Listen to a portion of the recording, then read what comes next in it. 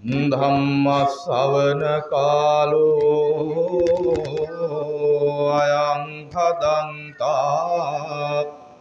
ධම්මස්සවන කාලෝ අයං භදන්තා ධම්මස්සවන කාලෝ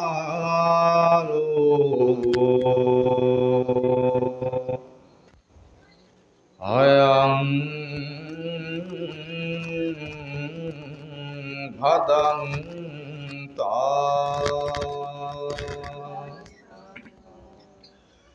නමෝ තස්ස භගවතු අරහතු සම්මා සම්බුද්දස්ස නමෝ තස්ස භගවතු අරහතු සම්මා සම්බුද්දස්ස නමෝ තස්ස භගවතු අරහතු සම්මා සම්බුද්දස්ස සද්ධා දනං සීල දනං හිරියොත්තප්පියං ධනං සුත දනං ච ඡාගෝච පඤ්ඤා මේ සත්තමං ධනං යස්ස ඒතේ ධනාත්ථි ඉත්ථියා පුරිසස්සවා නදලින්ධෝති තං ආහෝ අමෝඝං තස්ස ජීවිතං තී. සද්ධර්ම ශ්‍රවණාභිලාෂී සදහැවතුනි, සන්ධ්‍යා කාලයේ මේ සුමනාවතී නෝනා මහත්මියගේ නිවසට මේ හැම දිනෙකම එකතු පාදා වෙමින් මේ මොහොතේ බලාපොරොත්තු වෙන්නේ අදින් වර්ෂයකට පමණ හිතදී මේ පවුලේ උදවිය මේ නෝනා මහත්මිය දරුවන් 9 නිදන ප්‍රාප්ත වන්නට යෙදුණු ආර්.වී. ආර්යතිලක අල්විස් පියතුමා සේපත් කරගෙන ස්වාමි පුරුෂයා ඥාතිවරයා සේපත් කරගෙන වර්ෂයක් ගත වෙන තැන වර්ෂ පූර්ණව සිදු කරන ධර්ම දේශනාමය පින්කම ඉෂ්ට සිද්ධ කිරීමට දැන් බලාපොරොත්තු වෙන්නේ. අපත් සමග කාලයක් අපේ ජීවිතේ බෙදා හදාගත්තු අපේ සමීපතමයෝ ජීවිතේ කෙලවරට පැමිණීමෙන් පස්සේ කාලක්‍රියා කළයින් පස්සේ මරණයට පත් වූයින් පස්සේ අපිට භෞතික සම්බන්ධතාවය අඛණ්ඩව පවත්වාගෙන යාමේ සීමාව අහවර වෙනවා.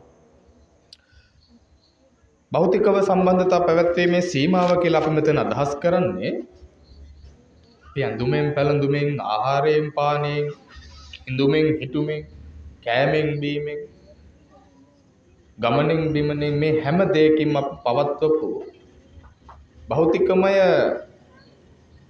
සීමාවේ තිබිච්ච සියල්ල මරණය කියන රේඛාවෙන් ඔබට නඩත්තු කිරීමේ හැකියාව ලැබෙන්නේ නැහැ. ඒක අපි හැමෝම හොඳ ආකාරව දන්න කාරණාවක්. ඉතින් එහෙම කියලා තථාගතයන් වහන්සේගේ ධර්මයේ තුල කෙනෙකුගේ මරණයෙන් පස්සේ ඔවුන් අත්හැර දමන පිළිවෙතක් ක්‍රමවේදයක් ධර්මයේ හඳුන්වා දෙන්නේ නැහැ. ඒ වෙනුවට ධර්මය අපිට පැහැදිලි කරන්නේ අතින් අතට සම්බන්ධතා පවත්වන්නට අපිට හැකියාව නැති උවද හිතින් හිතට අපිට ඒ හැකියාව නඩත්තු කරන්න පුළුවන්. කොහොමද ඒක වෙන්නේ? ධර්මයේ තුල අපිට හොඳින් පැහැදිලි කරනවා අපි පින්කම් සිදු කරගෙන අපි විසින් සිදු කරගත්ත පින් මේ පරලෝක ප්‍රාප්ත උදවියගේ නම් ගොත් සිහිපත් කරගෙන රූපය සිහිපත් කරගෙන ඔවුන්ගේ ගුණය සිහිපත් කරගෙන ඔවුන් විශේෂ කරුණා භරිත චේතනාවෙන් යුක්තව අනුමෝදන් කිරීමේ හැකියාවක් ලැබෙනවා. මේ පරලෝකයේ කිසිම කෙනෙක් මේ පින්කමට සම්බන්ධ වෙලා මේ භූමියේ යම් කිසි තැනක ඉඳලා ඔවුන් බණ අහලා ඔවුන් පින්කමට අනුමෝදන් වෙන ස්වභාවයක්, එහෙම සංස්කෘතියක්, එහෙම දෙයක් ආගම තුල අපිට උගන්වන්නේ නැහැ. පින සිදු කර ගත යුත්තේ අපි විසින්මයි. අපි විසින් පින සිදු කරගෙන ඒක නැවත අනුමෝදන් කිරීමේ හැකියාව තමයි ධර්මයේ තුල අපිට පහදන්නේ. එහෙමනම් පළමුව අපි අදිෂ්ඨාන කරගන්න ඕන අපේ ඥාතිවරයා, අසල්වාසියා, ගම්වාසියා, හිතවත මේ පරලෝක ප්‍රාප්ත ආර්ය තිලක අල්විස් මහත්මයා වෙනුවෙන් මේ සිදු කරන ධර්ම දේශනාමය අර්ථවත් ආකාරයෙන් අපිට කෙලවර කරන්නට නම් අපි පින් සිදු කරගත යුතුයි. පින් වැඩෙන දේ කරගත යුතුයි. එhmenan මේ මොහොතේ අපි සිදු කරන්නේ ධර්ම දේශනාව. ඔබ මේ මොහොතේ ධර්ම ශ්‍රවණය කරන්න. ශ්‍රවණයෙන් පමණක් හුදෙක් පින වැඩි හැකිද? අහලා විතරක් පින් කරගන්න පුළුවන්.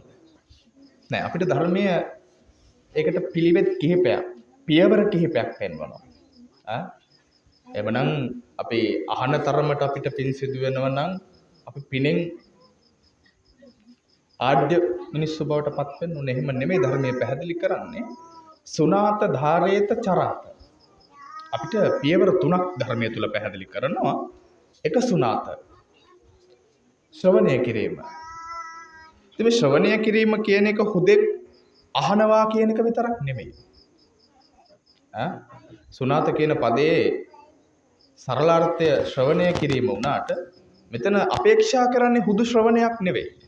නිකන් ශ්‍රවණය කිරීමක් නෙවෙයි. අපි උදාහරණයක් ගත්තොත් ආලවක සූත්‍රය තුල ආලවක යක්ෂයා බුදුහාමුදුරන්ගෙන් ප්‍රශ්නාවලියක් අහනවා. ඒ ප්‍රශ්නාවලිය තුල ආලවක යක්ෂයා බුදුහාමුදුරන්ගෙන් අහන පළවෙනි ප්‍රශ්නය කතංසු ලබතේ පඤ්ඤා. පළමු ප්‍රශ්නය තමයි ප්‍රඥාව ලබාගන්නේ කොහොමද කියන එක. කතංසු ලබතේ පඤ්ඤා. බුදුහාමුදුරේකට දෙන පිළිතුර සුස්සුසා ලබතේ පඤ්ඤා.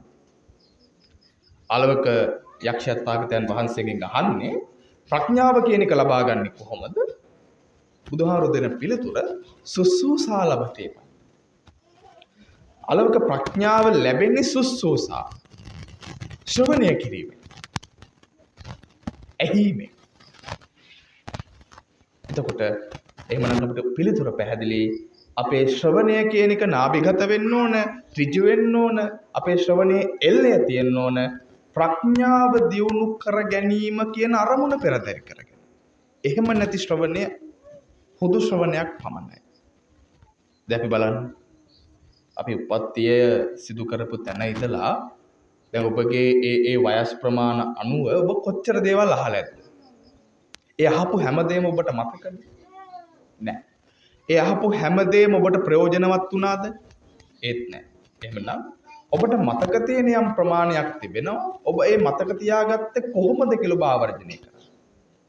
චේතනා පූර්වංගම වෙන තැන ශ්‍රවණය හිතත් සමග එකතු වෙන තැන අපිට සෝත විඥානය කියන එක පහළ වෙනවා. බාහිර ශබ්දයේද අභ්‍යන්තර ඉන්ද්‍රියගත අපි කියනවා ශෝත ප්‍රසාදය කියලා අපි ධර්මයේ තුලදී ශෝත ප්‍රසාදයට ශ්‍රවණය කියන එක එකතු වෙනකොට ශෝත ප්‍රසාදය සහ ශ්‍රවණය දෙක එකතු වෙන තැන ශෝත විඥානය කියන එක හට ගන්නවා. එහෙම තමයි ධර්මයේ පැහැදිලි කරන්නේ. ශෝත විඥානය තුලින් අපිට ශෝත විඥාණයට අපි අවධානය යොමු කරගෙන ඉන්නකොට අපිට හැකියාව ලැබෙනවා ඒක සුඛ දුක්ඛ අදුක්ඛ මසුඛ කියන මේ කිසියම් ස්වභාවයකින් ස්වરૂපයකින් මේක වින්දනය කරන්න. අපි භාෂාව තුළ වේදනාව විඳීම කියන එක අපි එක සරල බුදු අර්ථයකට ලබු කරාට ධර්මයේ තුල වේදනා කියන පදය ඊට වඩා ගැඹුරු අර්ථයකින් පැහැදිලි වෙනවා. අපි විඳින හැම දෙයක්ම වේදනාවක්. දැන් අපි සිංහල භාෂාවේ පවතින ව්‍යවහාරය තුල අපි වේදනාව කියන එක ගන්නේ රිදෙනවා කියන එකටනේ. හිසේ වේදනාව, ඇඟේ වේදනාව, බඩේ වේදනාව, අතේ පයේ වේදනාව. වේදනාව අපි දාලා තියෙන්නේ අවපක්ෂයට ඍණාත්මක පසුබිමට විතරයි. නමුත් ධර්මයේ තුල අපිට අර්ථකථනය කරන වේදනාව පුදු රිදීම පමණක් නෙවෙයි. අපිට සුඛ වේදනා තියෙනවා, දුක්ඛ වේදනා තියෙනවා, අදුක්ඛම සුඛ වේදනා. සැපසහගත වේදනා, දුක්සහගත වේදනා, අදුක්ඛම සුඛ. ඒ අතරමැද වේදනාවක් තියෙනවා. එහෙමනම් අපි ශ්‍රවණය කරන දේ ශ්‍රෝත විඥානගතව එක ස්පර්ශය, එක වේදනාව බවට පත් වෙලා අපි මේ විඳින දේ අපිට හැකියාව ලැබෙනවා ධාරණය කරගන්න. ඒක තමයි අත්‍යවශ්‍යම දේ. කෙනෙක් බිම වාඩි වෙලා ඉන්නවා. ඒ බිම වාඩි වෙලා ඉන්න කෙනා තමන්ගේ ඔඩොක්කුවට යම් දෙයක් දාගන්නවා. ටික වෙලාවක් බිම වාඩි වෙලා ඉන්න කෙනා තමන්ගේ ඔඩොක්කුවේ යමක් තියෙන බව අමතක කරනවා. ඒ අමතක කරපු කෙනා ඒ බිම වාඩි වෙලා හිටපු කාර්යය ඉවර කරලා නැගිටිනවා. ඒ නැගිටින්නේ නිකම්ම නෙවෙයි, තමන්ගේ ඔඩොක්කුවේ යමක් තිබුණු බව අමතක කරලා. එහෙමනම් මොකද ඊළඟට වෙන්නේ? ඊළඟට වෙන්න තියෙන දේ තමයි ඔඩොක්කුවේ තිබිච්ච දේ බිමට වැටෙන්න ඕන. එහෙනම් මෙතෙන්දිත් වෙන්න ඕනේ දේ. ඔබ යම් කටයුත්තක නියැලෙනවා. ඒ කටයුත්ත අපි සිදු කරන්නේ කුමක් අරමුණු කරගෙනද කියන එක අතරමැදදී අමතක කළොත් අපි අපේක්ෂා කරන කාර්ය සාධනය අපිට සිද්ධ කරන්න බෑ. අපි අපේක්ෂා කරන්නේ මේ මොහොතේ බණපදයක් අහලා අපේ ප්‍රඥාව ඍජු කරගෙන, ප්‍රඥාව පිරිසිදු කරගෙන අපේ ආධ්‍යාත්මය පාරිශුද්ධ භාවයට පත් කර ගැනීමට අවශ්‍ය යම් බීජයක් රෝපණය කර ගැනීම. එහෙනම් මේ බීජය රෝපණය කරගන්න ඔබ ශ්‍රවණය කරන දේ ධාරණය කරගන්න ඕන. එහෙම නැතුව ඔඩොක්කුවේ තියෙන දේ අමතක කරලා නැගිට්ටා වගේ අපි ශ්‍රවණය කරන දේ හුදු ශ්‍රවණයක් බවට පත් කළොත් අපි අර අපේ ව්‍යවහාර භාෂාවේ දෙයක් කියනවනේ, මේ කණෙන් අහලා අනික් කණෙන් පිට කරනවා. ධර්මයේ කියන දේ තියෙන මේ කණෙන් අහලා අනික් කණෙන් පිට කරන්න නෙමෙයි. ඒ අතරමැද තියෙන අපිට දීර්ඝ ක්‍රියාවලියක්. ඒ අතරමැද තියෙන ක්‍රියාවලිය තමයි ශ්‍රවණය සහ ධාරණය. ඊළඟට තියෙන කාරණාව තමයි ඒ ධාරණය කරගත් දේ අනුව ජීවිතය හැඩගස්වා ගැනීම. ඒක තමයි අත්‍යවශ්‍ය කාරණේ. සහ අපේ බෞද්ධ ජනයා අතපසු කරනම කාරණා. ශ්‍රවණය කරනවා, ධාරණය කරගන්නවා, බණපද මතකයි, කටපාඩම් තියෙනවා, පිළිවෙල මතකයි, අරකින් 5යි මේකෙන් 3යි කියලාත් මතකයි. නමුත් ඒ මතක දේ, ඒ අහපු දේ ප්‍රායෝගික ජීවිතයේ ක්‍රියාවට නංවන්න කිසිම කෙනෙක් උත්සුක වෙන්නේ නැහැ. ඒක තමයි අපිට තියෙන ගැටලුව. එහෙම නෙවෙයි අපි උත්සුක වෙන්න ඕන. එක ධර්ම දේශනාවකින් එක සාධනීය බණ පදයක් හරි අපේ ජීවිතවලට අපි අමාරුවෙන් හරි එකතු කරගත්තොත්, දන්නේම නැතුව බණ 100ක් අහද්දී අපේ ජීවිතවල සාධනීය දේවල් 100ක් එකතු වෙලා ආකාර 100කින් අපි ඉස්සරහට වෙලා අපි එහෙම උත්සුක වෙන්න ඕන. ලොකු ඉලක්ක නෙමෙයි. හොඳයි. ඉතින් ඒ අරමුණ පෙරදරි කරගෙන පින් වැඩෙන ආකාරයෙන් සිත, කය, වචනය කියන තුන් දොර මේ මොහොතේ සංවර කරගෙන අපි තථාගතයන් වහන්සේගේ කිසියම් දේශනාවක් මුල් කරගෙන අපි ධර්ම ශ්‍රවණය සිද්ධ කරනවා. අද ඔබ වෙනුවෙන් මේ ධර්ම දේශනාව සඳහා අපි මාතෘකා කරගත්තේ සංකිට්ත ධන කියන සූත්‍රය. ඔබ අසලා තියෙන ප්‍රසිද්ධ සූත්‍රයක් වෙන්න පුළුවන්, අහලා තියෙන ප්‍රසිද්ධ ගාථාවක් වෙන්න පුළුවන්. අපි ඒ සූත්‍රය පදනම් කරගෙන කාරණා කිහිපයක් මේ ධම්සභා මණ්ඩපයේ මේ රාත්‍රී කාලේ මේ ගෘහයේ අද මේක ධර්මශාලාවක් බවට පත් වෙලා තියෙන්නේ. අපි සාකච්ඡා කරමු. ධනය කියන එක. ධනය කිව්ව ගමන් අපේ ඔළුවට එන්නේ සල්ලි. මිල මුදල්. ධනයේ ස්වභාවය තමයි ඒක තව දෙයක් සමග අපිට හිලව් කරන්න පුළුවන්. තව දෙයක වටිනාකමකට අපිට සමාන කරන්න පුළුවන්. ඒක තමයි ධනයේ තියෙන ස්වභාවය. හැබැයි ඒ ස්වභාවය වළංගු වෙන්නේ භෞතිකව අපි හඳුනන ධනයට විතරයි. භෞතිකව අපි හඳුනන ධනය කියලා කියන්නේ සල්ලි වෙන්න පුළුවන්, ඉඩ කඩම් වෙන්න පුළුවන්. රන් රිදී මුතු මැණික් වෙන්න පුළුවන්. මේ සියල්ලම අන්තර්ගත වෙන්නේ ධන කියන කොට. ධන කියන වචනේ අර්ථය තමයි රැස් කිරීම කියන එක. දැන් අපි ඔය අපේ භාෂාවේ පාවිච්චි කරන ධන ලකුණ කියන. ධන ලකුණ කියලා කියන්නේ එකතු කරනවා කියන එක. ඒකට ධන කියන එකේම තියෙන්නේ එකතු කිරීම කියන අර්ථය. රැස් කිරීම කියන අර්ථය. අපි සංකිට්ත ධන කියලා මේ සූත්‍රයේම අර්ථයම තිබෙන්නේ සංකිට්ත කියන්නේ රැස් කරන ලද කියන එක. එහෙමනම් භෞතික ධනයේ ස්වභාවය තමයි රැස් කිරීම. දැන් අපි අපේ ජීවිතවල ගත්තොත් ඔබ ආපස්සට හැරිලා බලන්න. ඔබට දැන් වයස විවිධ ප්‍රමාණයෙන් වයස් ඇති තම තමන්ගේ වයස් ප්‍රමාණ අනුව ඔබ මේ වනතුරු රැස් කරන්න උත්සුක වෙලා තිබෙන්නේ ආධ්‍යාත්මික ධනයේද භෞතික ධනයේද? ඔබ ඔබගේම තක්සේරුවක් අරගෙන බලන්න. ඔබ මේ වෙනතුරු රැස් කරන්න වැඩිපුරම මහන්සි වෙලා තියෙන්නේ භෞතික ධනය රැස් කරන්නද ආධ්‍යාත්මික ධනය රැස් කරන්නද? අපි ගැඹුරු කාරණා වලට යන්න කලින් සරල පොඩි ප්‍රශ්නයක්ම විසඳගෙන ඉස්සරහට යන්න. කෙනෙකුට පැයක් වාඩි වෙලා භාවනා කරන එකද ලේසි? පැය 8ක් 10ක් 12ක් තමන්ගේ සේවා ස්ථානේ වැඩ කරන එකද ලේසි? පැයක් වාඩි වෙලා හොඳ ඍජු කරගෙන භාවනා ස්වරූපයෙන් භාවනා කරන එකද ලේසි? පැය 8ක් 10ක් එක දිගට සේවා ස්ථානේ වැඩ කරන එකද ලේසි? බහුතරයකට ලේසි පැය 8ක් 10ක් 12ක් වැඩ කරන එක. මොකක්ද ඒකට හේතුව? ඒකට හේතුව ශරීරයද? හේතුව ශරීරයද? ශරීරය නෙවෙයි. ඒකට හේතුව සිත. ඇයි? අපි සිතට දෙනවා අන එහෙම නැත්නම් අපි සිත පුරුදු පුහුණු කරගන්නවා. හිත අපි ඒකමතික ස්ථාවර භාවයකට පත් කරගන්නවා. මේ කාරණාව 8 සිට 5 දක්වා මම නියැලෙන්න ඕන. ඇයි මේක මට තියෙනවා පෙරලා ලැබෙන දෙයක්. ඒ ලැබෙන දේ මට ඇහැට පේනවා, අතට දැනෙනවා, ජීවිතයට දැනෙනවා. ඒ හින්දා ඒ ලැබෙන දේ වෙනුවෙන් මම වෙහෙසෙනවා. ඒක තමයි අපි දකින ස්වභාවය. දැන් අනිත් පැත්ත ගත්තොත් පැයක් වාඩි වෙලා භාවනා කරන්න පැය දෙකක් බණ අහන්න කිව්වොත් ඒක ටිකක් අමාරුයි. ඇයි? අර අපේ ජාගර සිත තුළ, ජාගර සිත කියලා කියන්නේ අපේ නිදිගත් හිත නිරන්තරයෙන් කැමති වෙන්නේ සිත ලෝලත්වයට පත් කරන, සිත ප්‍රීතියෙන් ඔද වැඩි යාමෙන්, රාගයෙන්, කාමයෙන් සිත පිනවන ඒ දේවල් කෙරෙහි නඹුරු වෙන්න මිස අනෙක් පැත්තට යොමු වෙන්න නෙමෙයි. මේක තමයි ලෝකයේ ස්වභාවය. මම අර නිතර කියන නිදසුනක් තිබෙනවා. වඩා ඉක්මනින් කිලිටු වෙන්නේ සුදු රෙදි කඩද නැත්නම් වෙනත් රෙදි කඩක්ද? වෙනත් පැහැයක් ඇති රෙදි කඩක්ද? වඩා ඉක්මනින් කිලිටු වෙන්නේ සුදු පැහැති රෙදි කඩ. ඒකට හේතුව තමයි සුදු රෙදි කඩේ පුංචි පැල්ලමක් ගෑවුනත් ඒක පේනවා.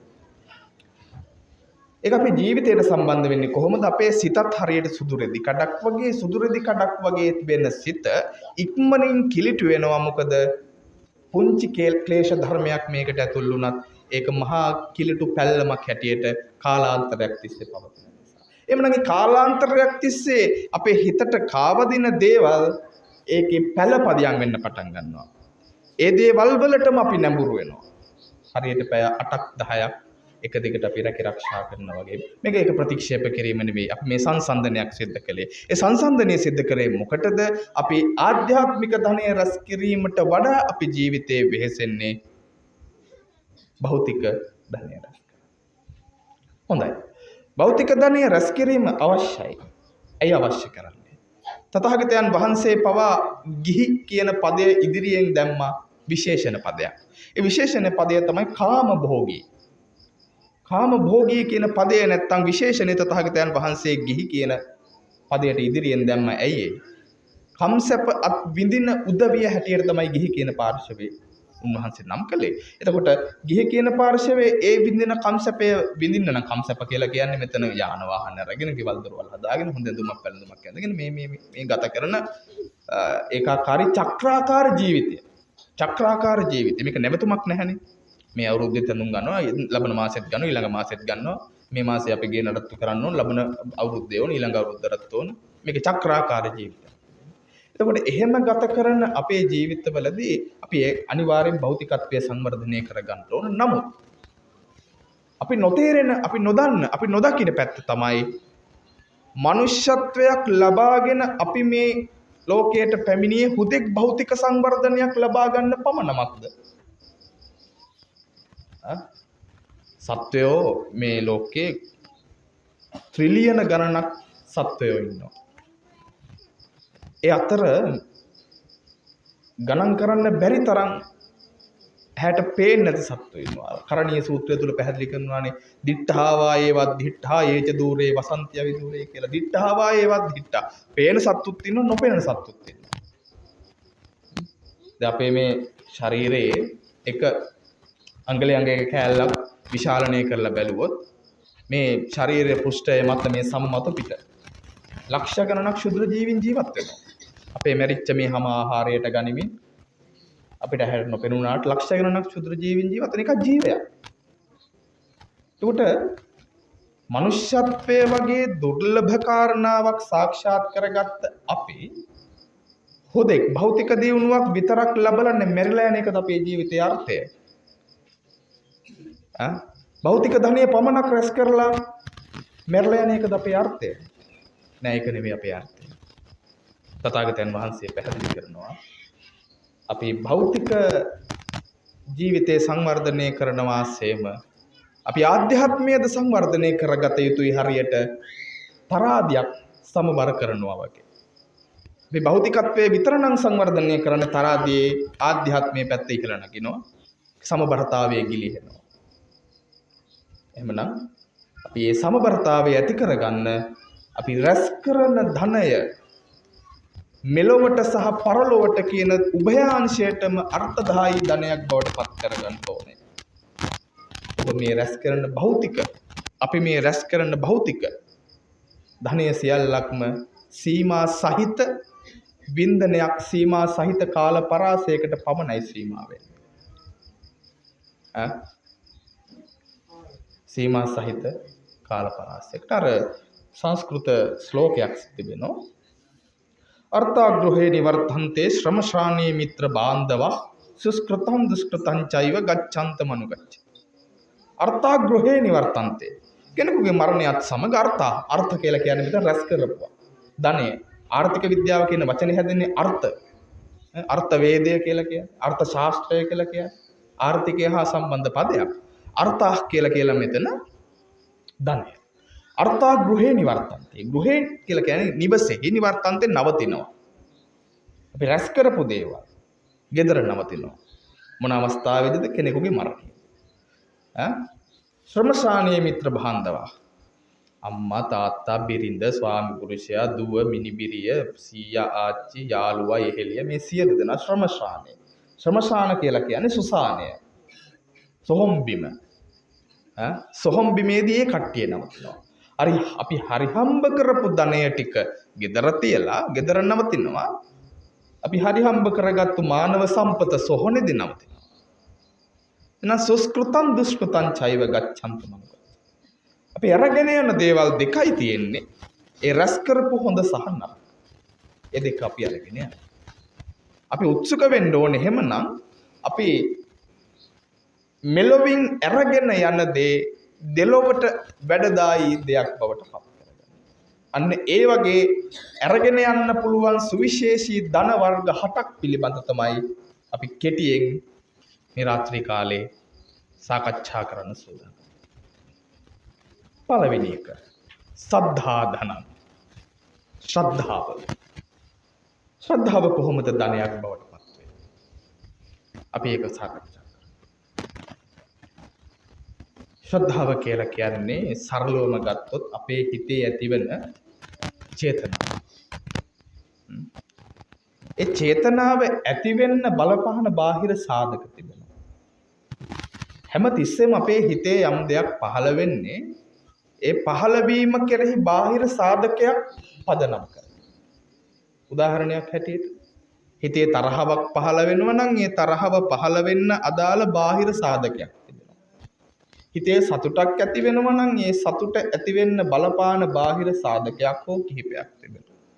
හිතේ කරුණාවක්, මෛත්‍රියක්, ඊර්ෂ්‍යාවක්, ක්‍රෝධයක්, මසුරුකමක් මේ ආදී ඕනෑම දෙයක් ඇති වෙන්න බලපාන බාහිර සාධක. අනේ වගේ.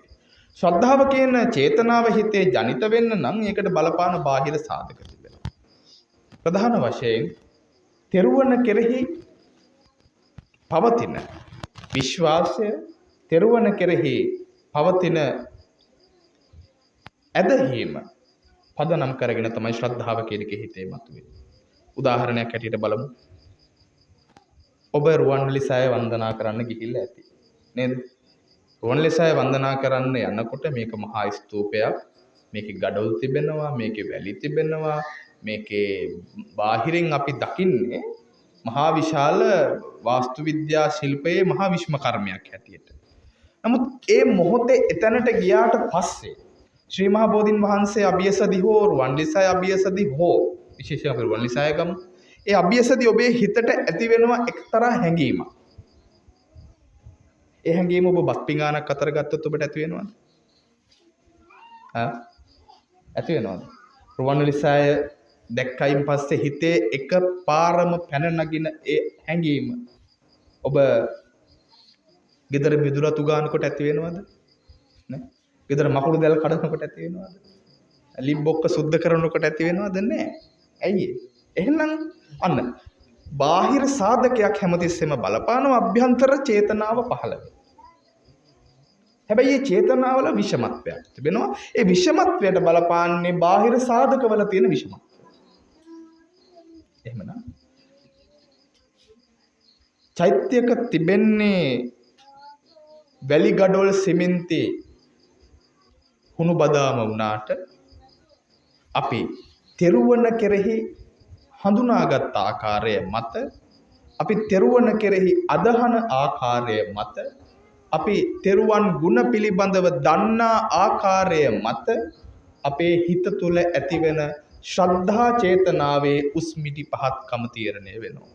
මට ඇතිවෙන ශ්‍රද්ධා චේතනාව නෙවෙයි ඔබට ඇතිවෙන්නේ. ඒකේ උස්මිටි පහත්කමක් තිබෙනවා. එහෙමනම් ඒ ශ්‍රද්ධාව ඇතිවෙන තැන අතිශයින් වැදගත් වෙන්නේ මොකද? ඊළඟ පියවර සියල්ලකටම ශ්‍රද්ධාව මුල් වෙන නිසා. මොකද මේ ධාර්මික මාර්ගය තුල ශ්‍රද්ධාව විරහිත වෙච්ච තැන ඒ මාර්ගයේ ඉදිරිය පිළිබඳව පියවරක් හෝ ගමන් කිරීමක් ඇති කරන්න බෑ.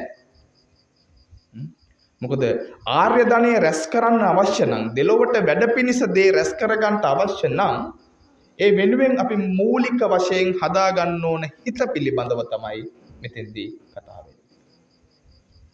ශ්‍රද්ධාව ගත්තොත් ඒකේ විවිධ චේතනා තිබෙනවා, ඒකේ විවිධ ප්‍රභේද තිබෙනවා. ආකාරවතී කියලා කොටසක් තියෙනවා, අමූලික කියලා කොටසක් තිබෙනවා. ඒවා දීර්ඝ වශයෙන් කතා කරන්න නෙවෙයි මේ රාත්‍රී කාලේ වේලාව තිබෙන්නේ. ශ්‍රද්ධාව කියන එක අපිට ධනයක් බවට පත් වෙන්නේ කොහොමද කියලා අපි ඊළඟට සාකච්ඡා කරමු.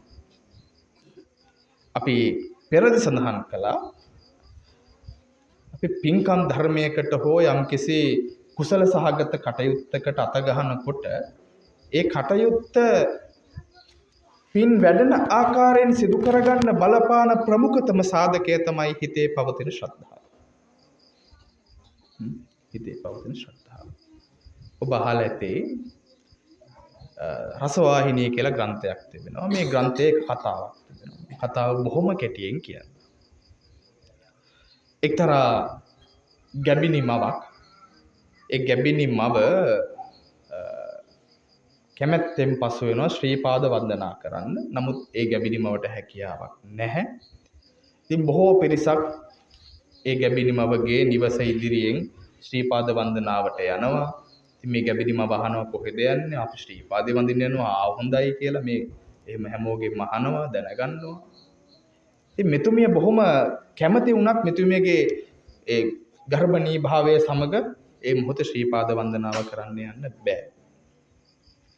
ඉතින් මෙතුමිය මොකද නිවසේ සිට ශ්‍රී පාදයේ හිතින් මවාගෙන ශ්‍රී පාද වන්දනාව සිද්ධ කරනවා.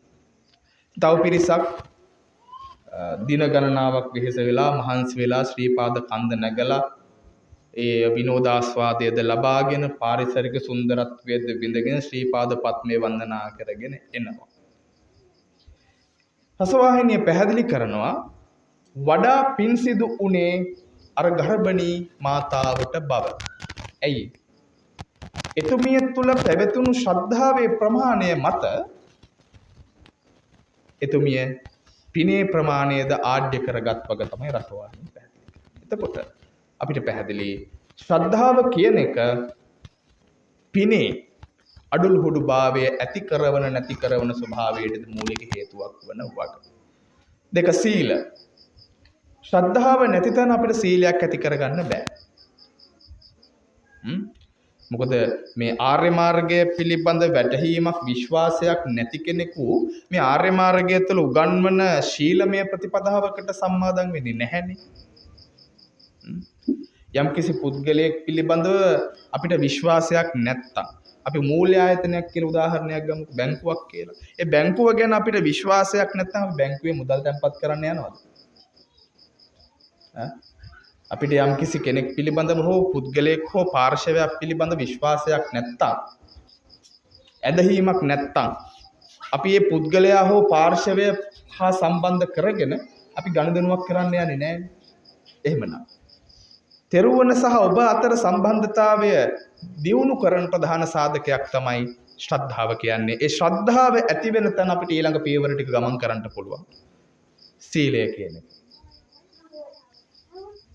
කාය වාචානං සමෝධානං සීල.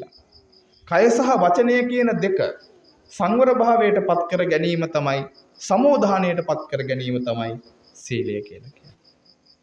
අපි කය මූලික කරගෙන කය මාධ්‍ය කරගෙන අපෙන් සිදුවෙන වැරදි ප්‍රමාණයක් තිබෙනවා.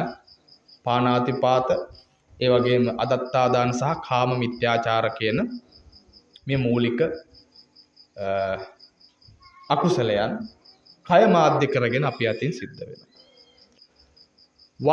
වාච කියලා කියන්නේ වචනේ. තර මුසාවාද, පිසුනා වාච, පරුසා වාච, සම්පප්පලාප කියන වචනේ මාධ්‍ය කරගෙන අපි තුලින් සිදුවෙන වැරදි කීපයකුත් තිබෙනවා, ප්‍රමාණයකුත් තිබෙනවා. සීලය කියන කාරණාවෙන් මූලික වශයෙන් අපේක්ෂා කරන්නේ ඔය කයෙන් සහ වචනයෙන් සිදු කැරෙන සිදුවිය හැකි වැරදි අහුරා ගැනීම, වළක්වා ගැනීම, වෙන්වීම, විරමණය කියන එක. විරමණය කියලා කියන්නේ ඈත් වෙනවා කියන එක පාලි භාෂාවේ. ඒකයි වේරමණී කියලා කියන්නේ. විරමණය සිද්ධ කරගන්නවාය කියන එක තමයි කියන්නේ. කයින් සිදු කරන මෙන්න මේ වැරදි වලින් මම වෙන් වෙනවා, වචනයෙන් සිදු කරන මෙන්න මේ වැරදි වලින් මම වෙන් වෙනවා කියන හැඟීම තුලින් තමයි අපිට සීලය පිරීමේ හැකියාව ලැබෙන්නේ. සීලයේ විවිධ අවස්ථා තිබෙනවා. පන්සිල් තිබෙනවා, ආජීව අෂ්ටමක සීල් තියෙනවා, අටසිල් තියෙනවා, දසසිල් තියෙනවා, සාමණේර සීලය තියෙනවා, උපසම්පදා සීලය තියෙනවා. සීලයේ විවිධ මාධ්‍ය තිබෙනවා. බෞද්ධයින් හැටියට අපිට පොදුවේ මූලිකව තිබෙන නිත්‍ය සීලයේ හැටියට ධර්මයේ පැහැදිලි කළේ පංචශීලය. ඉතින් අද අපේ බෞද්ධ සමාජ දිහා බැලුවයින් පස්සේ අඩුම තරමේ අපි පංචශීලයේවත් අඩුම තරමේ රකින්නවා. දැන් පහුගිය දවසේ අවුරුද්දක් කියලා එකක් ආවා. නේ? මේ බයිනව නෙවෙයි ඈ. පහුගිය දවසේ අවුරුද්දක් කියලා එකක් ආවා. ඉතින් මොකද අපි කරන්නේ? 14 15 වෙනකොට සුරාසල්ලාදී සියල්ල වහන හින්දා 12 11 9 වෙද්දී කල් තියා ගෙදර ගෙනත් තියා ගන්නවා. ඒ ගෙනත් තියාගෙන අවුරුද්දක් කියලා කෙනෙකුට මිනිස්සෙකුට අවුරුද්දක් කියලා එකක් කියන්නේ ජීවිතය අලුත් වෙන්න. තමන් කරපු වැරදි අයින් කරගෙන ජීවිතේ අලුත් මාවතකට පිවිසුවා ගන්න. ගේ දොර සංවර්ධනය කරන එක අඩාල වෙලා නම් ඒක අලුතෙන් පටන් ගන්න. තමගේ ගොවිතැන බත අඩාල වෙලා නම් ඒක සංවර්ධනය කරගන්න, ඒක අලුත් කරගන්න, ඒක වැඩි දියුණු කරගන්න. ඒකට අවුරුද්දක් කියන එකක් කියන ඒකයි චාරිත්‍ර වාරිත්‍ර කියලා පිෂ්ඨ කරන්නේ. නමුත් අපි මොකද කරන්නේ? පංචශීලය කියන එක අපි තඹ දොයිතුවකටවත් අපි මම මෙතන මතක් කරන්න වෙන හේතුවක් හින්දා නෙමෙයි. ගිහියාගේ නිත්‍ය සීලය පංචශීලය කියලානේ කියන්නේ. නිත්‍යයි කියලා කියන්නේ එතකොට උදේ සිට රැය වෙනතුරුත් රැය සිට උදේ වෙනතුරුත් සතිය දින 7ම පැය 24ම අප තුළ තියෙන්න ඕන එකක් හැටියටනේ පංචශීලය. මහ ලොකු අමාරු දේවල් නෙමෙයිනේ. අපි කෙනෙක්ගේ ප්‍රාණඝාතය ප්‍රාණය ඝාතනය කරන්නේ නැහැ. අන් අයගේ දේවල් පැහැරගන්නේ නැහැ. තවත් කෙනෙක්ගේ ස්වාමියෙක් එක්ක හරි තමත් කෙනෙක්ගේ සැමියෙක් භාර්යාවක් එක්ක හරි අපි අනියම් ඇසුරු පවත්වන්නේ නැහැ. කාම මිත්‍යාචාරය අපි සිද්ධ කරන්නේ නැහැ. අපි මුසාවාදයේ බොරු කීම සිද්ධ කරන්නේ නැහැ. අපි සුරාවෙන් සෝදුවෙන් ජීවිතය ගත කරන්නේ නැහැ කියලා පුංචි දේවල් පහක් තියෙනවා. අපි අඩුම ඒ පහවත් ආරක්ෂා කරන්න උත්සුක වෙන්නේ නැහැ අපේ ජීවිතවල. දැන් බලන්න මාර කලින් කිව්ව දේ. ඉතින් ඒ වගේ දවසකට අලුත් අවුරුද්දක් උදා වෙන දවසේම අපි අර සම්පූර්ණ පහම බොහෝ විට අවුරුද්දක් පටන් ගන්න තැනම අපි කඩලා තමයි අලුත් අවුරුද්ද පවා පටන් ගන්න. ඉතින් එහෙමයි අපේ සිංහල බෞද්ධයෝ අද. ඒක හරි ඛේද වාචකයක්. දැන් බලන්න අපේ වෙනත් සහෝදර ආගම් වල දවසට කී වතාවක් තමන්ගේ ආගමානුකූල කටයුතු කාරණාවන් සිද්ධ කරනවද? මොන වැඩේ තිබ්බත් මොන ව්‍යාපාරය කරත් මොන තරහ දෙනම හිටියත් තමන්ට අදාළ දවසේ අදාළ වෙලාවේ අදාළ දේ කරනවා. අපේ උදේ ඉඳන් රැ වෙනකන් ඒ අදාළ රැකිරක්ෂාව කරනවා. ඒ දේ කරනවා. ඇති දියුණුවකුත් නැහැ අන්තිමට බලනකොට. ඇයි ඒ? තමන්ගේ ජීවන පැවැත්ම ජීවන වෘත්තිය අදාළ කරන නිසි මාර්ගයේ අපි ගමන් කරව ගන්න අපි ඒක කළමනාකරණය කරගන්න අපි දන්නේ නැති කම. ඒ හින්දා සීලය කියන එක අපිට අත්‍යවශ්‍යයි. මොකද සංවර භාවය හික්මීම කියන එක තුලින් තමයි අපේ චරිතය අපිට ගොඩනගා ගැනීම හැකියාව ලැබෙන්නේ. ඒ හින්දා අපි උත්සුක වෙන්න ඕන සීලය කියන එක අපේ ජීවිතවල අඩුම පංචශීලයවත් අඩුම තරමේ පංචශීලයවත් අපි ආරක්ෂා කරන්න පුරුදු වෙන්න. අපි ළමයින්ට අපි ඒක පුරුදු පුහුණු කරන්න අපිට බැරි වෙන්නේ නැති. දැන් ඔබගේ වයස් ප්‍රමාණව කල්පනා කරන්න. ඔබට බැරි වෙන්නේ නැති. කීපයක් ආරක්ෂා කරන්න නැති. යම් කාලයක් ආරක්ෂා කරන්න නැති. ඇතැම් අය නිරන්තරයෙන් ආරක්ෂා කරනවා ඇති. නමුත් අපි අඩුම තරමේ පංචශීලයවත් ආරක්ෂා කරන්න. පන්සිල්වත් අපි ආරක්ෂා කරන්න. ඒක අතිශයින් වැදගත්. මොකද ඒ ආරක්ෂා කිරීම තුළින් අපි ලබන ජීවිතේ ඊළඟ පියවරයි අතිශයින් වැදගත් වෙන්නේ. මොකද අපි පංචසිල් ආරක්ෂා කරගත්ත තැන අපෙන් සිදුවන විශාල පාපී කොට්ටාශයක් අපි අකර්මණ්‍ය කරනවා. අපි ක්‍රියා විරහිත කරනවා. එහෙමනම් අපි වෙනුවෙන් ඵල දෙන්න විශාල අකුසල් ප්‍රමාණයක් නැති වෙනවා අපි පංචශීලය හෝ ආරක්ෂා කරගත්තා. ඒක ධනයක් බවට පත් වෙන්නේ අපි වෙනත් භවයකදී උප්පත්තිය ලැබුවොත් ඒ ලබන තැන අපේ සැප විපාකයේ පිණිස එකත් හේතු වෙන හින්දා. ඔය සූත්‍රයක් තිබෙනවා අංගුත්තර නිකායේ තික නිපාතේ පුඤ්ඤ කිරිය වත්තු කියලා සූත්‍රයක් තිබෙනවා. ඒ සූත්‍රය තුල තථාගතයන් වහන්සේ පැහැදිලි කරනවා පින් කුසල් එනතම් පින් ක්‍රියා වස්තු තුනක්. දානමයන් පුඤ්ඤ කිරිය වත්තු, සීලමයන් පුඤ්ඤ කිරිය වත්තු, භාවනාමයන් පුඤ්ඤ කිරිය වත්තු. තුනයි. දානය, සීලය, භාවනාව. එතන දෙවැනි එක සීලය. මම සීලය විතරක් ගන්නම්. අටුවාව තුළ පැහැදිලි කරනවා ඒ සූත්‍රයට අනුව යමෙකු දීර්ඝායුෂ්ක නිරෝගී සම්පන්න ජීවිතයක් ගත කරන්න අපේක්ෂා කරනවා නම් ඔහු ඒකාන්තයෙන් සීලය ආරක්ෂා කර යුතුයි කියලා.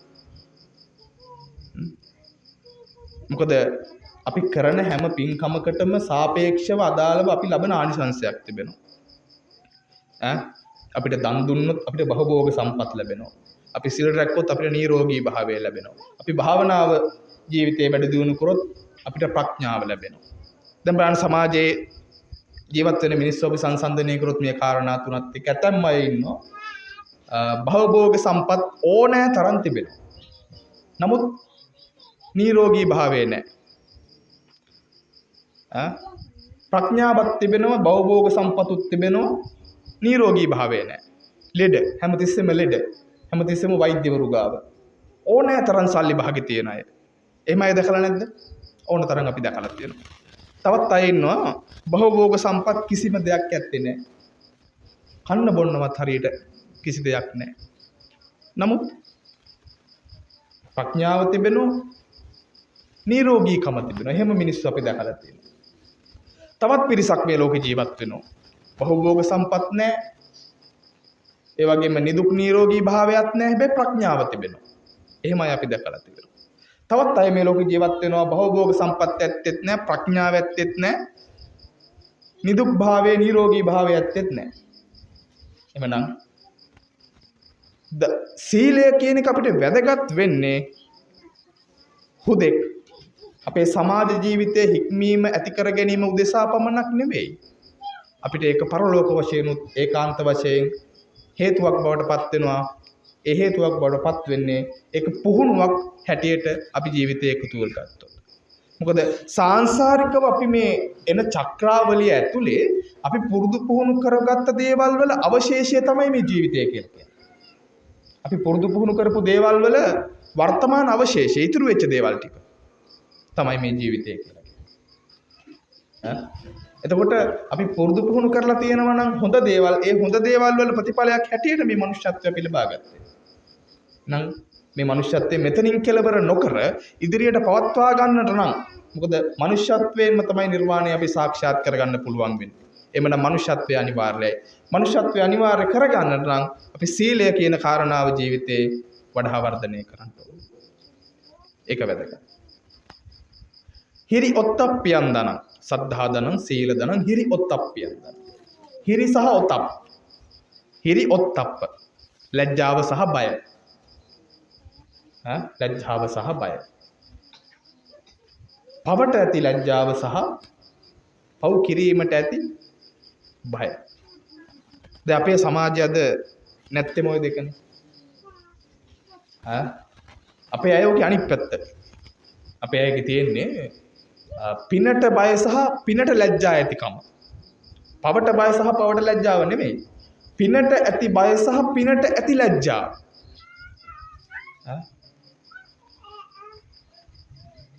දැන් අද මේ සමාජයේ අපි අහන දකින දේවල්, සමාජයේ අපි අත්විඳින දේවල් දිහා නිකම් පොඩ්ඩක් බැලුවොත් අපිට හොඳ ආකාරවම පැහැදිලි වෙන දෙයක් තමයි කොහොමේ මිනිස්සුන්ගේ ලැජ්ජාව කියන්නේ. කොහොමේ මිනිස්සුන්ගේ ලැජ්ජාව. මොකද මිනිස්සු බහුල වශයෙන් ස්ථානගත වෙලා ඉන්නේ ආත්මාර්ථ සාධනය කියන ලක්ෂ්‍ය මත. ආත්මාර්ථ සාධනය කියන ලක්ෂ්‍ය මත හිටගත්ත මිනිස්සයා හුදෙක් පරාර්ථ සාධනයක් සිදු කරන්න උත්සාහ වෙන්නේ නැහැ. පරාර්ථ සාධනය වළක්වාලමින් ආත්මාර්ථ සාධනය සිද්ධ කරනවා. ආත්මාර්ථ සාධනය හොඳින් හෝ නරකින් හෝ සිද්ධ කරනවා. ආත්මාර්ථ සාධනය හොඳින් හෝ නරකින් හෝ සිද්ධ කරන තැනදී පවට ඇති ලැජ්ජාව සහ බය දෙකම ගිලිහෙනවා. යමෙකු පවට බය නම්, පවට ලැජ්ජා නම් ඒකෙන් අර්ථවත් වෙන්නේ වෙන දෙයක් නෙවෙයි. ඔහු පවෙන් වැළපුණාය කියන එක. යමෙක් පවෙන් වැළපුණා නම් ඔහු ඊළඟට ස්ථානගත වෙන්නේ පුණ්‍යගාමී මාර්ගය තුල. යමෙක් පුණ්‍යගාමී මාර්ගය තුල ඊළඟට ස්ථානගත වුණොත් ඔහුගේ ගමන් මාර්ගය පුණ්‍යගාමී මාර්ගය. පිනෙන් ඉදිරියට යන මාර්ගය. ඒ හින්දා අපි අපේ ජීවිතවල උත්සුක වෙන්න ඕන. වැරද්ද හැටියට දකින්න. පව හැටියට දකින්න.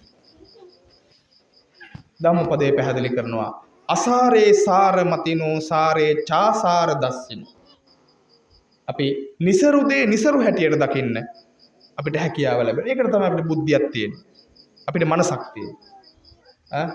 සරු දේ සරු හැටියටත් නිසරු දේ නිසරු හැටියටත් අපි දකින්න අපිට හැකියාව තියෙන විශේෂ ශක්තියක් අපිට දෙනවා. ඒ ශක්තිය වෙනත් ජීවීන්ට නොමැති තරමේ සුවිශේෂී ශක්තියක්. මම අර නිතර පැහැදිලි කරන කාරණාවක්. ඔබ අහලා තියෙනවද චන්ද්‍රිකාවක් හදාගෙන අභ්‍යවකාශගත වෙච්ච මිනිස්සු හැර වෙනත් ජීවීන් කොට්ටාශයක් ගැන අහලා තියෙනවද? චන්ද්‍රිකාවක් හදාගෙන අභ්‍යවකාශ තරණය කරන්න ගියපු වෙනත් ජීවීන් කොට්ටාශයක් ගැන අහලා තියෙනවද? නෑ. අපිත් මීට අවුරුදු මිලියනයකට හමාරකට කලින් වනාන්තරගත වෙලා නිර්වස්තරෙන් ගල් දෙකක් එකට අතුල්ලලා ගින්දර හොයාගෙන ඉස්සරහට ආපු පරිණාමය වෙච්ච අපි ඉස්සරහට ගමන් කරමින් තිබෙන ජීවීන් කොට්ටාශය. නමුත් අපේ ජීවි කොට්ටාශයේ තිබෙන වැදගත්ම ලක්ෂණය තමයි අපිට හිතන්න පුළුවන් හිතක් තියෙන එක. හිතන්න පුළුවන් හිතක් තියෙනකොට කළ නොහැක්කක් නැහැ. ඉතින් අද බලන්න අපි හිතන්න පුළුවන් හිත දියුණු කරලා කොච්චර දේවල් කරලා තියෙනවද මිනිස්සු හැටියට? මගේ ඇඟේ තියෙන කොටසක් ඔබගේ ඇඟේ තැම්පත් කරන්න පුළුවන්. බැරිද? එක කෙනෙක්ගේ ඇඟේ තියෙන කොටසක් වහු ගඩුවක් වෙන්න පුළුවන්, වෙන කිසියම් දෙයක් වෙන්න පුළුවන්. තව කෙනෙක්ගේ ඇඟට බද්ධ කරලා ඔහුගේ ජීවිතයට එක ශාරීරික අංගයක් බවට පත් කරන්න පුළුවන්. එක පැය භාගයක් ඇතුළත මුළු ලෝකෙම විනාශ කරන්නත් පුළුවන්. ඒක දන්නවද?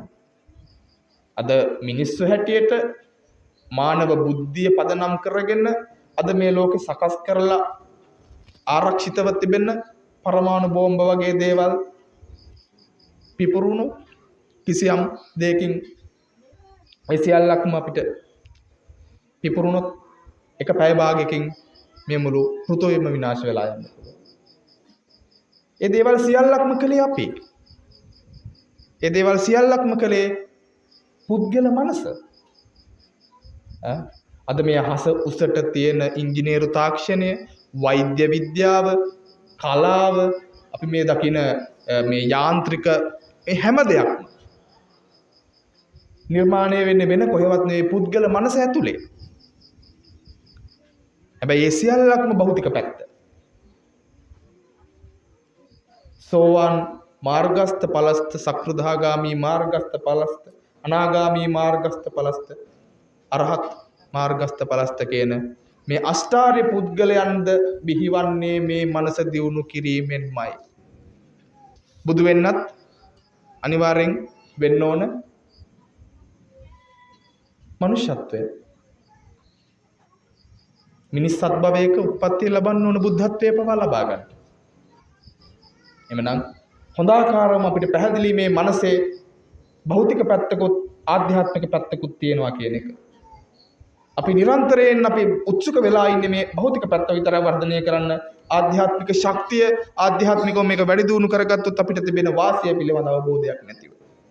ඒ හින්දා නිරන්තරයෙන් උත්සුක වෙන්න.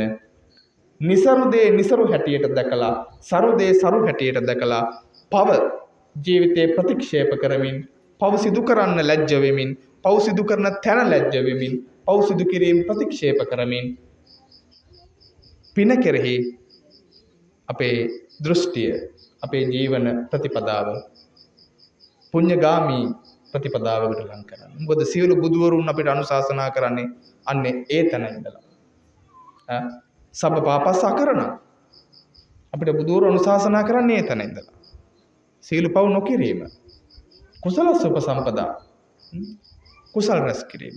අපිට නවත්තන්න එක දෙයක් උන්වහන්සේලා පැහැදිලි කරනවා. ඒ නවත්තලා විතරක් අපි ඉඳලා හරියන්නේ නැහැ. ඒක නවත්තලා කරන්න දෙයක්ත් අපිට උන්වහන්සේලා පැහැදිලි කරනවා. නවත්තන්න කියනවා පාපස්ස අකරණ. පව් නොකිරීම අපිට පුරුදු පුහුණු කරන්න කියනවා. කුසලස්ස උපසම්පදා කුසල් වැඩිම අපිට සිද්ධ කරන්න කියනවා. එතෙන්දී අපිට වැදගත් වෙනවා පවට පව් සිදු කිරීමට ඇති බය සහ ලැජ්ජාව කියන එක අපි ජීවිතේ ඇති කරගන්න ඕන. සුත දනං ඊළඟ කාරණාව. අපි සුත කියන වචනේ ඉස්සෙල්ලා කතා කළා. සුත කියලා කියන්නේ අහපු දේ. අපි සිංහල භාෂාවේ වචනයක් තියෙනවා. ගොඩාක් අහපු අයට කියන පදේ මොකද? ගොඩාක් දේවල් අහලා තියෙන අයට කියන වචනේ බහුශ්‍රුත. බහුශ්‍රුත. ශ්‍රුත කියලා කියන්නේ අසන ලද. බහු කියලා කියන්නේ බොහෝ. ගොඩාක් දේවල් අහපු මිනිස්සුන්ට අපි කියනවා බහුශ්‍රුතේ. ඒ මිනිස්සයා බහුශ්‍රුතේ. බොහෝ ඇසූ පිරූ තැන් තියෙන කෙනෙක් කියලා. ඒ බොහෝ ඇසූ පිරූ තැන් තිබීම හේතුව බවට පත් වෙන්නේ වෙන කිසිවකට නෙවෙයි ප්‍රඥාව වැඩි දියුණු කිරීම උදෙසා. දැනුම සහ ප්‍රඥාව අතර පින්වත්නි ලොකු වෙනසක් තියෙනවා. ඒක දන්නවද? දැනුම කියන එක දවසින් දවස යාවත් කාලීන වෙනවා. ප්‍රඥාව කියන එක සදාතනිකයි. ප්‍රඥාව තියෙනවා, ප්‍රඥාව සාක්ෂාත් කරගන්න ඕන. දැනුම කියන එක දවසින් දවස වෙන් වෙනවා. උදාහරණයක්, මීට කාලයකට කලින් මේ ලෝකයේ හිටපු බහුතරයක් හිතාගෙන හිටියේ ලෝකයේ පැතලී කියලා. අහලා තියෙනවනේ. නේ? කාලයකට කලින් මිනිස්සුયો හිතන් හිටියේ මේක ලෝකේ පැතලී ලෝකේ කෙලවරක් තියෙනවා. මේ තැටියෙන් කෙලවරකට ගියාම වැටෙනවා. එහෙම හිතපු කාලයක් තිබ්බා.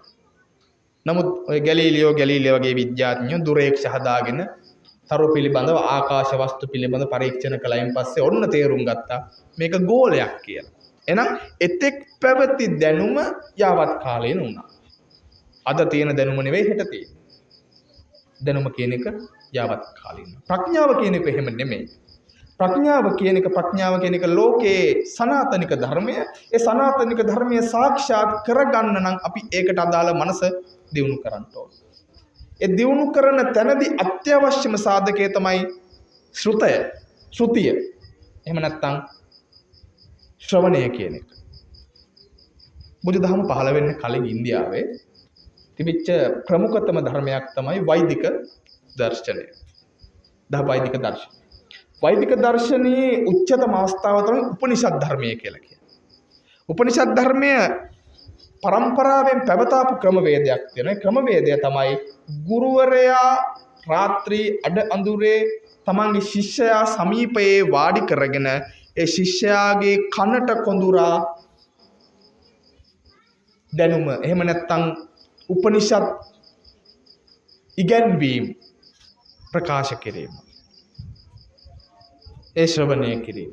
මේ පෙරදිග ලෝකයේ තුල එහෙම නැත්නම් මේ ආසියාතික මේ රටවල් තුල අපිට එහෙම සම්ප්‍රදායක් තිබෙන්නේ. ශ්‍රවණය කිරීම තුලින් ප්‍රඥාව සාක්ෂාත් කරගන්න සමාජයක් අපිට තියෙනවා. මම උපනිෂද් කතාව කිව්වේ උපනිෂද් කියලා කියන්නේ වේදයන්ගේ කෙලවර තිබිච්ච උත්කෘෂ්ඨම අවස්ථාවක්. ඒ අවස්ථාවේදී පැවතිච්ච ඉගැන්වීම් ලබා දීපු ක්‍රමය තමයි ශ්‍රවණය කිරීම. දැන් අද නම් අපිට දැනුම කියන එක සාක්ෂාත් කරගන්න විවිධ ක්‍රම තියෙනවා. අපිට ලියන්න පුළුවන්, කියන්න පුළුවන්, අන්තර්ජාල තියෙනවා, අපිට විවිධ මූලාශ්‍ර තියෙනවා. ඉස්සර එහෙම නැහැ. ඉස්සර ලිවීම කියන එක අතිශය සීමිතයි. වාචිකව, පාරම්පරිකව පැවතුණු භානක සම්ප්‍රදායන් ඉස්සර තිබ්බේ. භානක කියලා කියන්නේ ප්‍රකාශ කරනවායි කියන එක. දැන් පළවෙනි ධර්ම සංගායනාවෙන් පස්සේ ත්‍රිපිටකයේ විවිධ කොටස් ත්‍රිපිටකය කියන එක පළවෙනි ධර්ම සංගායනාවේදී තිබෙන්නේ නැහැ. ඒක පස්සේ තමයි සංවර්ධනය වෙන්නේ. ඒක වෙනම ශාස්ත්‍රීය කාරණාවක්.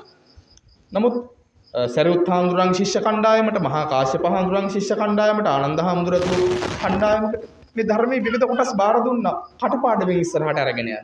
එhmenan කටපාඩමින් මේ දර්ශනේ ඉස්සරහට ආවේ ශ්‍රවණය කරනවා කටපාඩම් කරගන්නවා. ශ්‍රවණය කරනවා කටපාඩම් කරගන්නවා. ඒක තමයි ඉස්සර තිබිච්ච ක්‍රමය. එhmenan ශ්‍රුතය ශ්‍රවණය කිරීම ඇසීම කියන එක ධනයක් බවට පත් වෙන්නේ අපි ඒ අහන දේ මත අපේ ජීවිතය ගොඩනගා ගන්න හැකියාවක් ලැබෙනවා නම් පමණයි. එහෙම නැති ශ්‍රුතයෙන් ඇති පළක් නැත. ඡාගය කියලා කියන්නේ ත්‍යාගය. තෑගි දීම. සතර සංග්‍රහ වස්තු කියලා එකක් අපි ධර්මයේ තුල අපි දන්නවා. අපිට තියෙනවා එතන මේ ඡාගය එහෙම නැත්නම් දානය එහෙම නැත්නම් පරිත්‍යාගය කියලා එකක්. දානය සහ පරිත්‍යාගය කියලා මේ විවිධාකාරයෙන් අපිට ධර්මයේ තුල පැහැදිලි කරත් ක්‍රියාවක් වශයෙන් ගත්තොත් ඒකාකාර සමාන ක්‍රියාවක් තිබෙනවා. අපි සතු දෙයක් තවත් කෙනෙක් වෙනුවෙන් සතුටු සිතින් යුක්තව ප්‍රදානය කිරීම කියන එක. ඒ ප්‍රදානය කිරීම කියන එක ඇතුලේ තියෙන්න ඕන ප්‍රධාන කාරණා දෙකක් තිබෙනවා. එකක් තමයි ගත සහ සිත කියන දෙකෙන්ම ප්‍රදානය කිරීම. දැන් අපි ගොඩක් වෙලාවට ගතින් හැරියාට අතින් හරින්නේ නැත. නේද?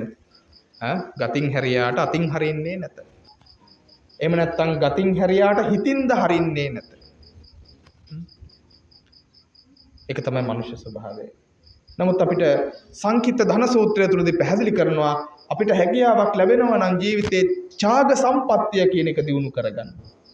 ඒක අපිට දෙලොවට වැඩ පිණිස ධනයක් බවට පත් වෙනවා.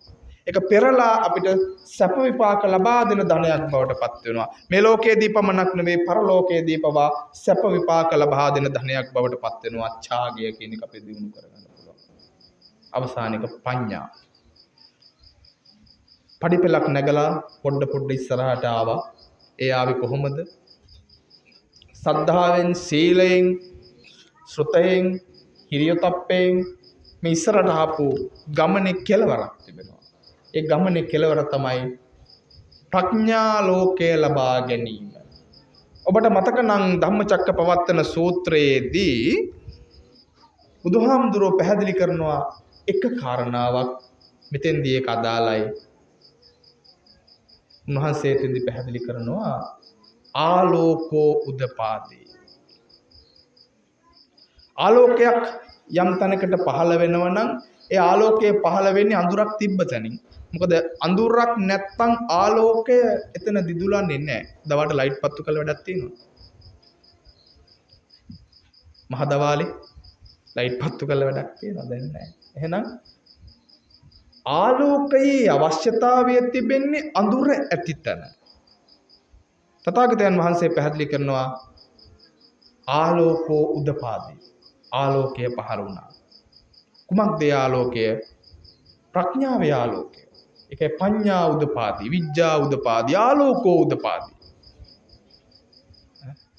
ප්‍රඥාව කියන එක අඳුරු වෙච්ච ජීවිත එළිය කරන්න පුළුවන් විශේෂිත ශක්තියක්. අපිට නැත්තේ ඒ ශක්තිය. මොකද ප්‍රඥාව කියන එක ටිකක් හරි අපේ හිතවල තිබ්බනම් මීට වඩා අපි මේ ගත කරන ජීවිත වෙනස් වෙන්න තිබ්බා. අපි උත්සුක වෙන්නත් ඕන දිනින් දින ප්‍රඥාවේ අභිවෘද්ධිය ඇති කරවන්න සුළු ජීවිතයක් ගත කරන්න. එහෙමනම් දෙලොවට වැඩ පිණිස ආධ්‍යාත්මික ධනයක් අපි විසින් රැස් කර ගැනීමේ වැදගත්කම වටිනාකම අපි මේ පැයකට ආසන්න කාලේ සාකච්ඡා කළේ. මෙලොව ධනයට වෙන දේ ධර්මයේ පැහැදිලි කරනවා චෝරා හරන්ති රාජානෝ අග්ගිඩහති නස්සති. මෙලොව ධනය චෝරා හරන්ති හොරු පැහැරගෙන යනවා. හොරු පැහැරගෙන යන හින්දා ආරක්ෂා කරන්න ඕන. ආරක්ෂා කරන්න රෑ හැරිලා ඉන්න ඕන. දොරවල් ජනෙල් හොඳට වහලාද කියලා දෙතුන් පාර බලන්න ඕන. චෝරා හරන්ති රාජානෝ. ඇතැම් විටක හරි හම්බ කරගත්තු දේ හරි හම්බ කරේ කොහොමද කියලා ඔප්පු කරන්න බැරි වුණොත් ඒක රාජසන්තක වෙනවා. මේ දවස්වල වෙන්නේ මිලියන මෙච්චරක් අක්‍රීය කළා කියලා අපි ප්‍රවෘත්ති දකින්නේ. බිලියන මෙච්චරක් පොලිස් භාරයට ගත්තා කියලා අපි දකින්නේ. ඇයි හරි හම්බ කරගත්තු විදිහ ඔප්පු කරන්න බැරි වෙලා. ඒකයි රාජානෝ රජුරුව පැහැර ගන්නවා. රජුරුවන්ට හේතුවක් නැතත් මේක ඕනයි කියලා හිතුවොත් රජුරුව ඒකත් පැහැර ගන්නවා. අග්ගිඩහති නස්සති. පහුගිය කාලේ අපි දැක්ක මහා කුණාටුවක් ඇති වෙලා ශ්‍රී ලංකාද්වීපයේ මහා ව්‍යසනකාරී තත්ත්වයක් ඇති වුණා. මිනිස්සු අවුරුදු 20-30 ගණන් ජීවිතේ පරම්පරා ගණන් හරි හම්බ කරගත්තු දේවල් එක රාත්‍රියකින් විනාශ වෙලා ගියා. ඒකයි භෞතික ධනයේ ස්වභාවය. සිඳෙන්න බින්දෙන වියකෙන මැලවෙන ෂය වෙන ස්වභාවය භෞතික ධනය තුල අන්තර්ගතයි. නමුත් ආධ්‍යාත්මික ධනය හොරුන්ට ගන්නත් බෑ. ආධ්‍යාත්මික ධනය රජුරුවන්ට ගන්නත් බෑ. ආධ්‍යාත්මික ධනය ගින්නෙන් පුළුස්සන්නත් බෑ. ආධ්‍යාත්මික ධනය මහ ගම් වතුරෙන් මහ සුනාමියෙන් ව්‍යසනයෙන් ගහගෙන යන්නත් බෑ. අපිට ඒකයි ආධ්‍යාත්මික ධනය වැදගත්. මොකද ආධ්‍යාත්මික ධනය අපි තුල ෂය වෙනකොට මනුෂ්‍යත්වයෙන් පල්ලෙහාට වැටෙනවානේ. මනුෂ්‍යත්වයෙන් පල්ලෙහාට වැටුනොත් නැවත මේකෙන් ගොඩ එන්න බෑනේ අපිට. බලන්න ගෙදර අගුපිලක ඉන්න සුනකෙක් දිහා බලන්න. ලෙඩ රෝගයක් හැදුනොත් මට ලෙඩක් තියෙනවා කියලා කටක් කරලා කියන්න පුළුවන්. මගේ අත රිදෙනවා කකුල රිදෙනවා කියලා හරි කියන්න පුළුවන්. මට අහවල් කෑම බීම කන්න ආසයි කියලා කියන්න පුළුවන්. බෑ. එහෙනම් මේ උදා කරගෙන තිබෙන මනුෂ්‍යත්වයේ නැමැති ආලෝකය ඉදිරියට දල්වාගෙන සිටිනවාද? එහෙම නැත්නම් මනුෂ්‍යත්වයේ කියන ආලෝකය අඳුරකට තල්ලු කරගෙන මනුෂ්‍යත්වයෙන් පහළ තලයකටපත් වෙනවාද කියන වගකීම සහ ඒ වෙනුවෙන් වැඩ කිරීම හෝ නොකිරීම අපි සතු කාරණාවක්. මේ රාත්‍රී කාලේ අපි ඒ වෙනුවෙනුයි සුළුවෙන් නමුත් කෙටියෙන් නමුත් ධර්ම කාරණා කිහිපයක් සාකච්ඡා කළේ. එහෙමනම් මෙතකින් අපි මේ ධර්ම දේශනාව સમાપ્ત කරනවා. අද මේ ධර්ම දේශනාව පවත්වන්න මූලික හේතුව බවට පත් කරගත්තේ අදින් වර්ෂයකට පමණ හිටදී මිනෝනා මහත්මිය මේ පවුලේ දරුවෝ ඇතුළු උදවිය නමින් නිදන ප්‍රාප්ත වන්නට යෙදුණු ආර්.වී. ආර්යතිලක අල්විස් පියතුමා සිහිපත් කරගෙන එතුමන් වෙනුවෙන් පරලෝක වශයෙන් පුණ්‍යානුමෝදනා කිරීමේ උසස් ඥාතික යුතුයකම ඉෂ්ට සිද්ධ කිරීමේ අභිලාෂයෙන් මේ පින්කම සිද්ධ කළේ.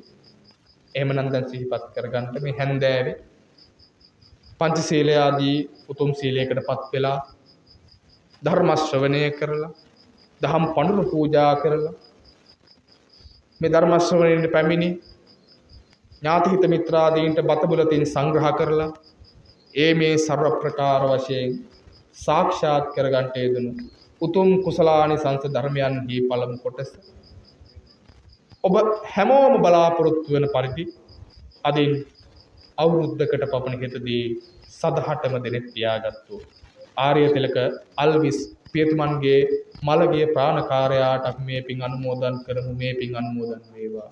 මේ පින් අනුමෝදන් කර ගැනීම තුළින් ආර්යතිලක අල්විස් පියතුමන්ගේ භවගාමී ජීවිතය සුඛිත මුදිත භාවයටපත් වේවා. සසර සැපතකනම් ඒ සැපත වඩා වර්ධනය කරගෙන අවසන ජාත්‍යාදී දුකින් නිදහස්ව ලබන උතුම් නිර්වාණ ශාන්තිය සාක්ෂාත් කරගන්න ආර්යතිලක පියතුමා ප්‍රදාන කරගත් මේ පවුලේ ඇත්තන් නමින් නිදන ප්‍රාප්ත වූ සියලුම ඥාතීන්ටත් ඔබ හැම දෙනා නමින් නිදන ප්‍රාප්ත වූ සියලුම ඥාතීන්ටත් මේ පින් හේතු වේවා වාසනා වේවා පාරමී ධර්මයක් බවට පත් වේවා කියලා සාදු සාදු කියලා පින් අනුමෝදන් කරමු. ඒ වගේම අපවත් ලෝකයේ ශ්‍රී සම්බුද්ධ ශාසනයත් ආරක්ෂා කරන පින් කැමැති ඉෂ්ඨකාමී දෙවියෝ වෙත්නම් සම්‍යක් දෘෂ්ටික දෙවියෝ වෙත්නම් ඔවුන් මේ පින් අනුමෝදන් කරගනිත්වා. ඔබගේ ගෘහ ඉඩම් වතු පිටිමේ ව්‍යාපාර ආදී ගොවිතැන්පත් ආදී සියල්ලක් සාර්ථකමත් භාවයට පත් කරගන්න ඔබට අවශ්‍ය ආශිර්වාදය ආරක්ෂාව දෙවියෝ සම්පාදනය කරත්වා. දෙවියෝ දවසන ප්‍රාර්ථනීය බෝධියකින් උතුම් නිර්වාණ ශාන්තියම අවබෝධ කරගනිත්වා කියලා සාදු සාදු සාදු කියලා පින් දෙන්න. අවසාන වශයෙන් මේ ධර්ම දේශනා පින්කම මේ ධර්ම දානමය උතුම් කටයුත්ත මේ ආකාරයෙන් සංවිධානය කරගන්නට මේ පවුලේ ඇත්තන්ට සහයෝගය දක්වන්නට යෙදුණු ඥාතීන් හිත මිත්‍රාදීන් අසල්වාසීන් ගම්වාසීන් ඇතුළු මේ මොහොත වෙනුවෙන් සම්බන්ධ වන ඔබ හැම දෙනාටම මේ ලෝක වශයෙන් නිදුක් භාවය නිරෝගී භාවය චිරජීවනයේ ලැබේවා. ආයුරාෝග්‍ය ආදී සකලාභී වෘද්ධි වර්ධනයේම සම්පාදනය වේවා. කරන කෙර රැකී ආරක්ෂාවන් වෙලහෙළදාම් ගොවිතැන්පත් ආදී යහපත් ධනෝපායන මාර්ගයන් දිනෙන් දින දියුණු පමුණු භාවයට පත් වේවා. දුවදරුවන්ගේ අධ්‍යාපන ආදී කටයුතු දිනෙන් දින වැඩි දියුණු භාවයට පත් කරගන්නට ඔවුන්ටද අවශ්‍ය කාය චිත්ත පීඩාවන්ගෙන් තොර ජීවිතයක් ලැබේවා. අවසන ඔබ අපි හැම දිනෙකටම ප්‍රාර්ථනීය බෝධියකින් නිර්වාණ අවබෝධයම සාක්ෂාත් කරගන්නට මේ පිනද පාරමී ධර්මයක් බවට පත් වේවා කියලා සාදු සාදු සාදු කියමින් පින් අනුමෝදන් වෙන්න. හොඳයි එහෙනම් අපි මේ ගාථා කියමින් දෙවියන්ට පින් අනුමෝදන් කරමු. එත්තාවතාච අම්හෙහි සම්භතම් පුඤ්ඤ සම්පදං සම්බේ දේවානුමෝදන්තු සම්බ සම්පත්ති සිද්ධියා සම්බේ භූතානුමෝදන්තු සම්බ සම්පත්ති සිද්ධියා සම්බේ සත්තානුමෝදන්තු සම්බ සම්පත්ති සිද්ධියා.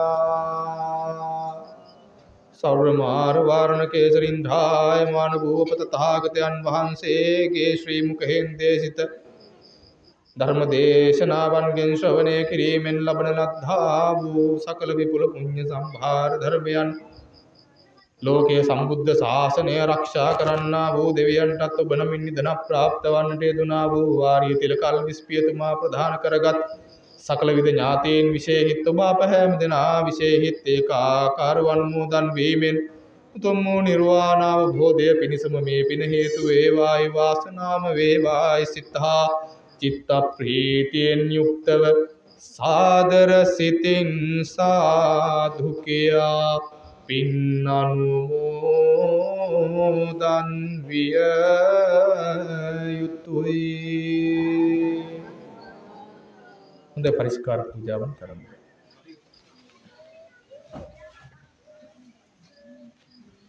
සාදු කියන්නකෝ. හොඳයි හැමදෙනාම වන්දනා කරගන්න.